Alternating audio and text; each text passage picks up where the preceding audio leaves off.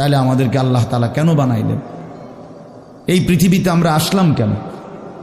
আমার জীবনের উদ্দেশ্যটা কি?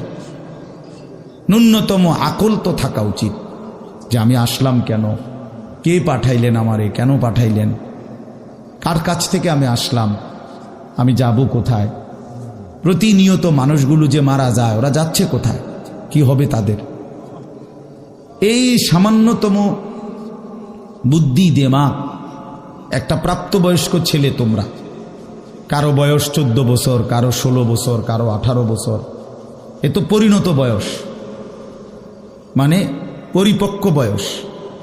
ওয়ালাম্মা বালাগা আশুদ্দা, একেবারে পূর্ণ শক্তির টাইম। কোরআন শরীফে আল্লাহ তাআলা মানুষের হায়াতকে 3টা ভাগে ভাগ করছে। একটা হলো জন্মের পরবর্তী শিশুকাল, আরেকটা হলো যৌবনকাল, আরেকটা হলো বৃদ্ধকাল। এই 3টার মধ্যে আল্লাহ তাআলা নিজেই বলছেন শিশুকাল এবং বৃদ্ধকাল দুইটাই দুর্বল, দফ, এই শব্দের অর্থ দুর্বলতার সময়।